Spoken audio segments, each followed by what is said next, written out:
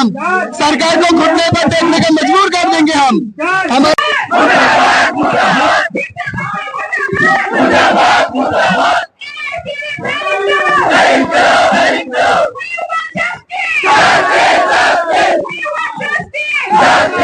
तस्वीरें जंतर मंतर की हैं।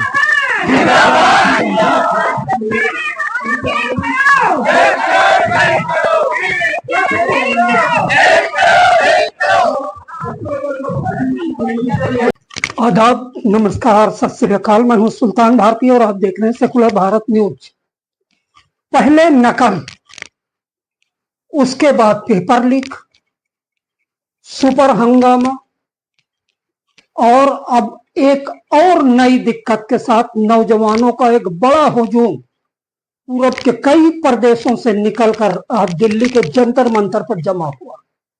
देखिए ये किस हक की मांग कर रहे हैं, एचआरडी मिनिस्ट्री से, शिक्षा मंत्रालय से, और क्या ये सिर्फ आगाज है जैसा ये कह रहे हैं?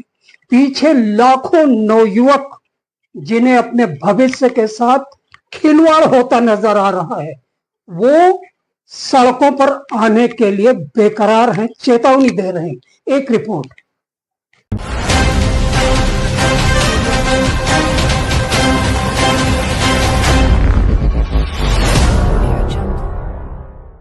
समझ गए। Your good name please.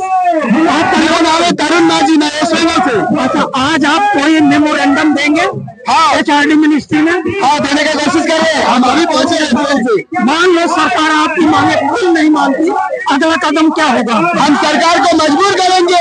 यहाँ और लोग आएंगे, 14 लाख कैंडिडेट को यहाँ लाएंगे। हम सरकार को घुटने पर टेकने का मजबूर कर देंगे। हम हमारे युवा को करना ही पड़ेगा। युवा उत्तेजित है, आक्रोश में है, गुस्से में है, क्योंकि उनके कहीं न कहीं भविष्य से खिलवाड़ करने की कोशिश की जा रही है। और ये संदेश अगर इस पर अमल न किया गया, इनकी मांगों पर कान न रखा गया, इनके लिए सलूशन न निकाला गया, तो शायद अगली किस्त पर युवाओं की ये तादाद जो आज आपको हजारों की तादाद में नजर आ रहा है, शायद ये लाखों तक पहुंच जाए और फिर सिचुएशन हाथ से बाहर न चली जाए।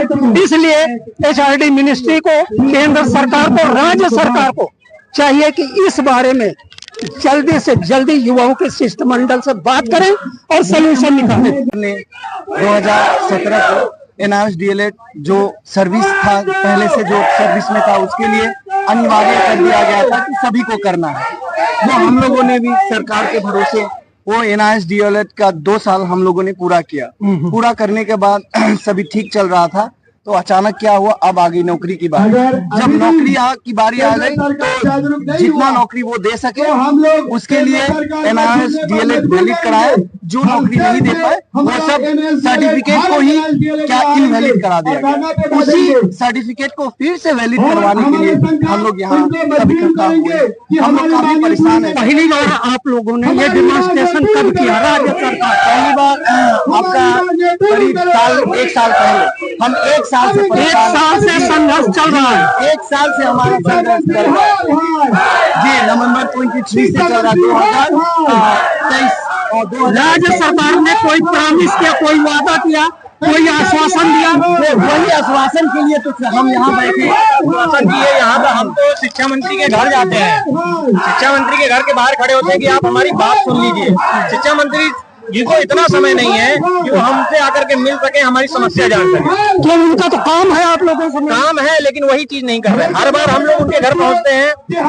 हम लोग 3 बार आ चुके हैं दिल्ली में, उनके घर के सामने पहुंचते हैं। पिछली बार से हम लोग को बैठा करके यहाँ पे भेज दिया गया था। तो नवयुवकों की टोटल संख्या कितनी हो गई? टोटल संख्या 14 लाख लोगों ने किया था। 14 लाख जिसमें क्या था, 2017 में संसद के द्वारा इस प्रस्ताव को पारित किया गया था। लोकसभा राज्यसभा दोनों में पास हुआ था। उस समय पे सरकारी स्कूल में और प्राइवेट स्कूल में अप्रशिक्षित शिक्षक पढ़ा रहे थे। तो सरकार, सुप्रीम कोर्ट का आदेश था कि 2019 के पहले, मार्च 2019 के पहले हर एक को आपको प्रशिक्षित शिक्षक ही चाहिए, चाहे वो प्राइवेट स्कूल में हो चाहे सरकारी स्कूल में। सरकार ने इसके लिए दोनों सदन से कानून पास किया और पास करके फिर ये कोर्स को एनसीटी द्वारा डिजाइन किया गया, एमएचआरडी द्वारा पास किया गया, एनसीटी द्वारा डिजाइन किया गया। एनआईयूएस को इसमें संस्था को नियुक्त किया गया कि आप करवाइए। पूरा कोर्स किया गया हम लोगों के द्वारा, सब कुछ हो गया। उसके बाद में ये पता चला कि आप लोगों का जो कोर्स है वो 18 महीने का है। एक्सक्यूज क्या दे रही है सरकार कुछ एक्सक्यूज तो नहीं दे रही। वो उसके पास नौकरियां नहीं है, हमने देखा, और ये नौकरियां नहीं होने के कारण इसे रद्द किया जा रहा है। हमने आरटीआई लगाई, आरटीआई लगाने के बाद भी ये आज सरकार के द्वारा ये कहा जा रहा है हम देख रहे हैं। गजट, आरटीआई गजट के लिए लगाई, एनसीटी ने वादा किया था कि हम गजट 2017 में कि हम गजट पारित करेंगे, लेकिन एनसीटी ने आरटीआई लगाई हमने कि गजट क्यों नहीं पारित हुआ, तो ये हुआ कि एनसीटी ने फंड नहीं दिया है प्रेस डिपार्टमेंट को, इस वजह से गजट नहीं पारित किया गया है। तो ये अगर एनसीटी के पास पैसा नहीं है तो हम लोगों से ले ले, हम लोग चंदा इकट्ठा करके एनसीटी को पैसा दे देंगे। नवयुवक आप देख रहे हैं, मैं चाहूंगा कि एक बार जरा हमारे सहयोगी भीड़ की तरफ उठा दें। कितने नवयुवक देश की राजधानी दिल्ली में अपनी मांगों को लेकर बैठे हुए, सरकार बिल्कुल मौन है और उसका मौन सिर्फ नवयुवकों का आक्रोश बढ़ा रहा है। यहाँ पर कुछ लोग और हैं, क्या कहना चाहेंगे?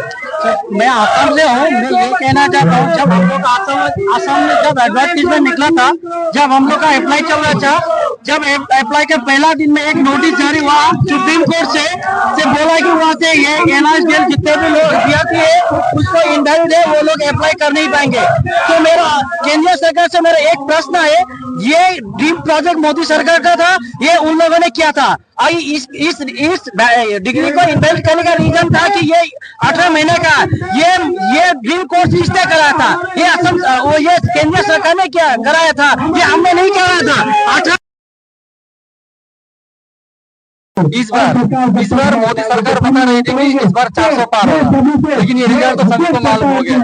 अगली बार अब 2026 में एमएलए इलेक्शन आ रहा है, वहाँ हम लोग हमारे ताकत को दिखाएंगे। ये गुस्सा अब राज्य सरकार के जी क्या कहना चाहेंगे? हमारा मानना आना चाहिए। 4 डिग्री लिया था, वो डिग्री आप के पास इनवैलिड है। ये प्रदर्शन कभी आपने शिक्षा मंत्री के सामने भी किया? जी हम पर पहली बार आया, मैं पहली बार आया कि ये डिग्री इनवैलिड है, तो बाद में इधर आया, मजबूर हूँ। मेरा स्कूल तो मैं 2 साल कर नहीं सकता हूँ सर, मेरा उम्र भी गुजर करने वाला है।